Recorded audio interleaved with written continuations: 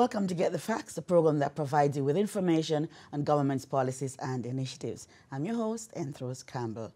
Now, just a few days ago, CNN Travel named Jamaica as one of the top 20 destinations as must visit in 2020. In studio with us this week is Minister of Tourism, Edmund Bartlett, who has been dubbed the Global Tourism Minister by award-winning Travel magazine. In his first official interview for 2020, he will unveil the plans for the ministry for this year. Minister Bartlett, welcome to the program. Thank you, Enthros. And congratulations. Oh, thank you. So Very good to have you. But I suppose that congratulations would be better directed at the stakeholders and the partners, and definitely the government of Jamaica and Prime Minister Andrew Holness, who have all conspired to create this arrangement that has made Jamaica so successful in tourism. So we had a very good year last year. Talk to us about some of the preliminary figures. We had over 4 million visitors. And tell us about the last year stopover arrivals was particularly outstanding. We had pretty close to 2.7 million stopover visitors and a little over 1.5 crews. And that puts us in the realm of just about equal to what we did, or slightly below what we did the year before. But when one considers that the earnings, and the earnings is the big item that drives the response to the economy, we earned $3.7 billion, which is nearly 400 million more than the year before. So that's 10.5% increase. That's significantly higher. And we have not had double-digit growth in earnings forever, if you ask me. But I think a good statement as to how the performance can be measured is to look at where we started in 2016, for example. We're just about $2 billion in 2016.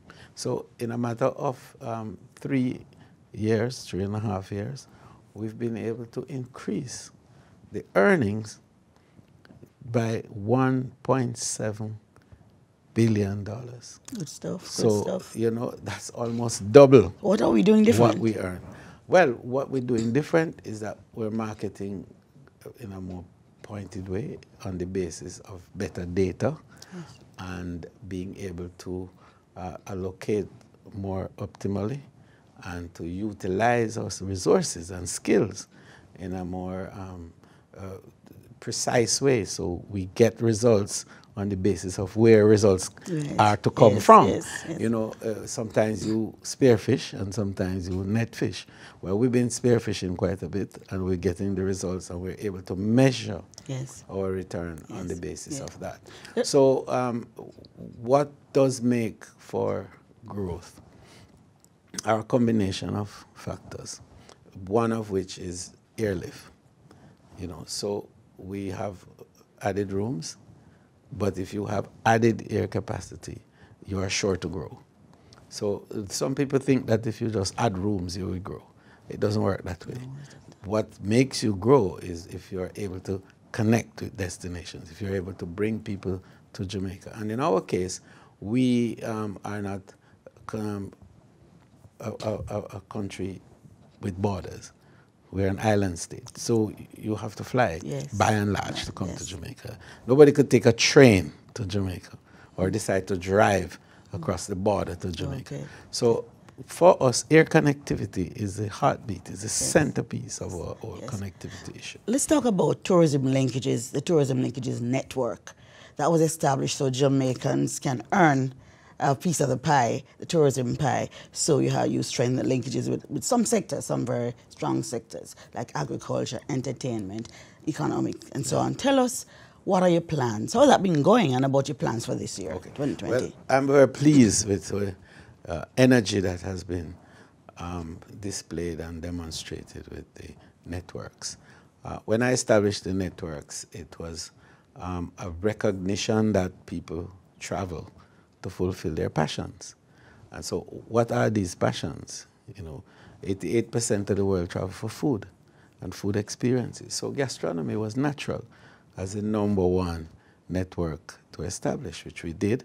And we established a team headed by Nicole Madden-Gregg, and that has really exploded.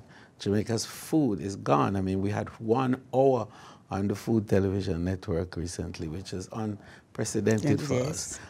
People are now coming from all over to have a taste of Jamaica, and our Jamaicans are responding by expanding the number of eateries and restaurants and so on that we have across the island, and in places where we never expected restaurants to be. Yes. So what we're doing also, we're connecting the communities with tourism. Yes, good. And that's working. Through the food experience. Yes. The second one is shopping. Now, we haven't done enough with shopping. In fact, we're working with the Ministry of Finance now on some new architecture for fiscal arrangements to enable incentivization for shopping and shopping at a high level.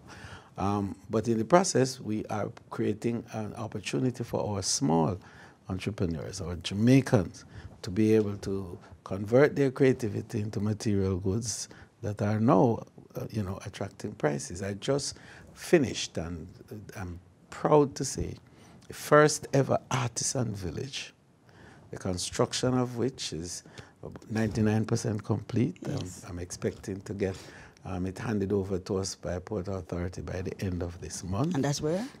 In Falmouth, right on the port. Yes, right on the port. All built to accommodate that. Yes. And then we're going to do some theming of it. Yes. Because it's not just a regular artisan village as people know it. This is going to be a thematic one. It's going to have a theme about rum and sugar, yes, and mermaids and all of the mythologies around, yes, Falmouth and Trelawney and so on. And so when people come from abroad, they will be able to move in a thematic flow, yes, to enjoy the outcomes of Jamaica's creativity. Okay. So this for us is a big part of shopping, yes, and it is a way of bringing our local and indigenous products to the fore. Yes, yes. We're going to take a break now. We'll take a break now, and we pick up from the shopping. Okay, so stay with us as we go for a break.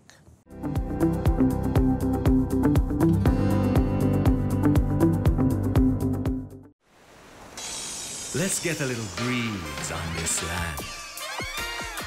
All right. Now let's get some bounce in the rhythm. All right. Let's get some fire on our hearts. Now that is what we call all right.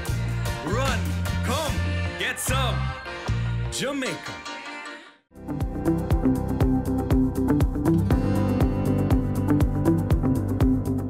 Welcome back to Get the Facts. We continue our discussion with Tourism Minister, the Honorable Edmund Bartlett. Sir, while we were going to the break, you were talking about the networks. Yes. So very quickly to yes, the next, of course, is entertainment and sports.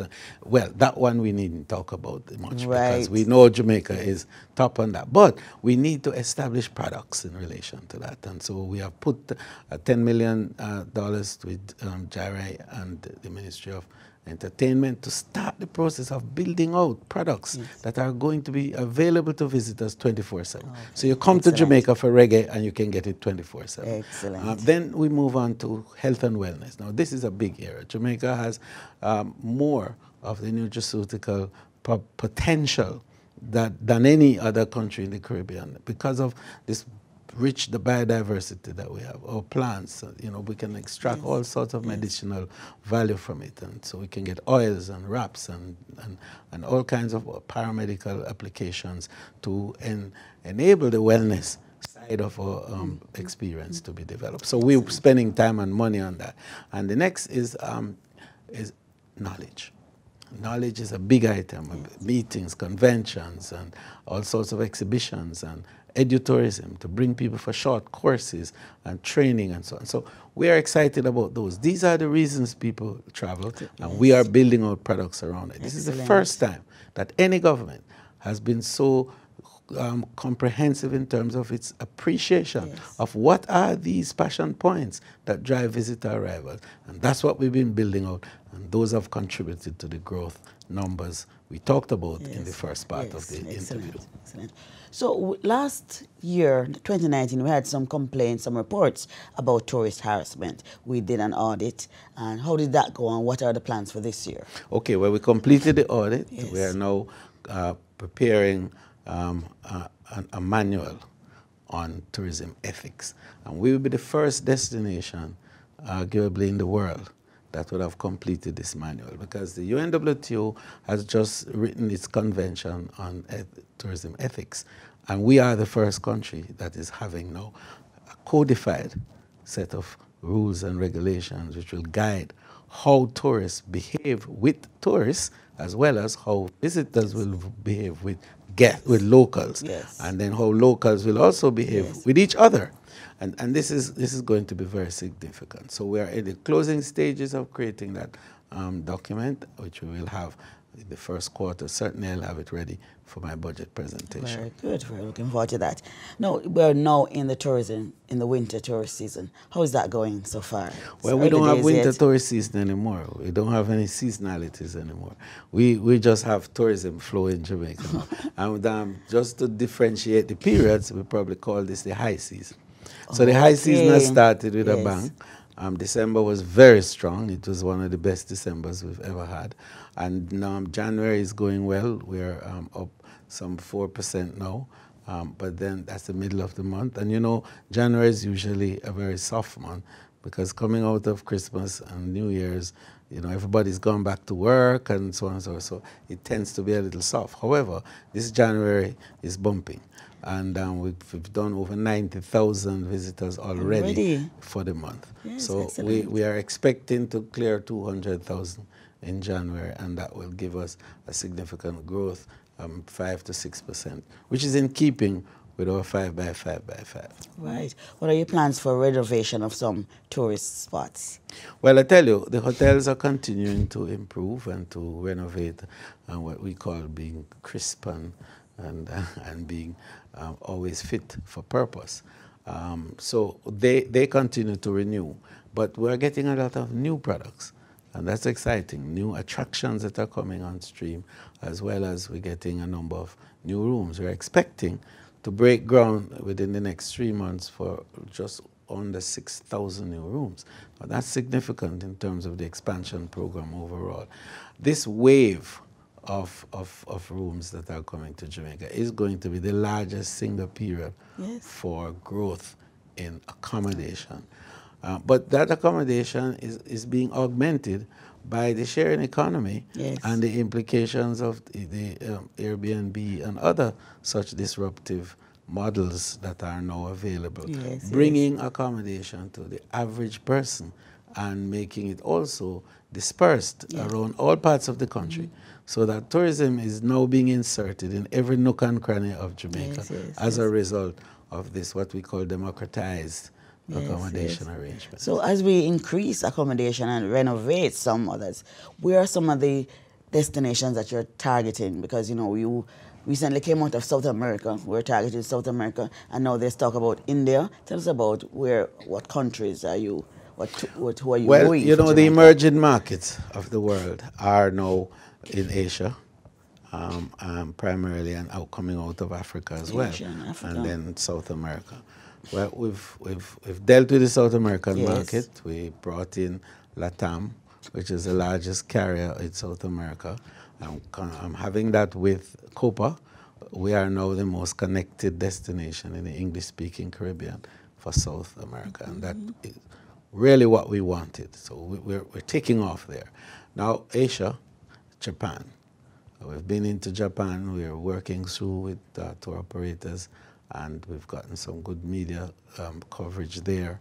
The Tokyo Times just did a beautiful spread on Jamaica, which covered a number of areas, including our tourism. And then from there, we're going to India. India is an exciting new destination for us. India is going to be the largest population of the world by 2025. And it will surpass China. and it's one of the fastest growing economies of the world. So it is going to have more middle class ready for travel than any other destination on planet Earth. This is a place for us, not only because of the numbers and that potential that it offers, but the congruities. We have Indians here. We have the 1% of our population from India originally. But the Caribbean is also, well populated with Indians. They speak English like we do, and they play cricket like we do. But most importantly, they have great big weddings.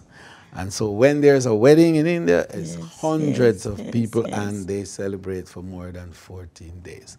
So that's the market that we're particularly interested in, and we're going full blast for the Indian wedding market. Yes. You also plan to invite Miss Nigeria, who's now Miss Africa, and Miss Asia to Jamaica in March.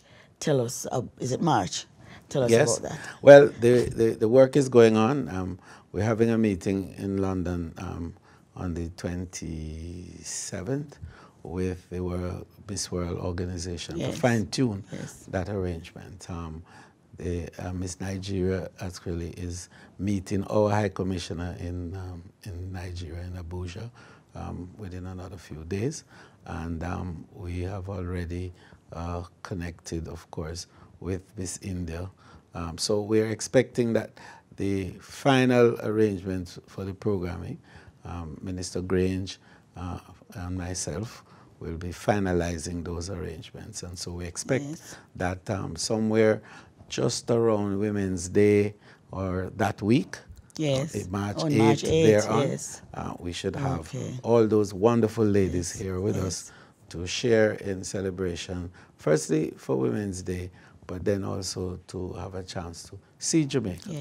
The discussions that we want to have with the Miss World organization is primarily geared, however, towards our queen, Yes. So she'll be here as well. And how we can utilize her talent and skills to embellish and to enhance Brand Jamaica and certainly the tourism offering. Yes. Minister, we have to wrap now. Thank you so very much for coming today and sharing with us and Get the Facts.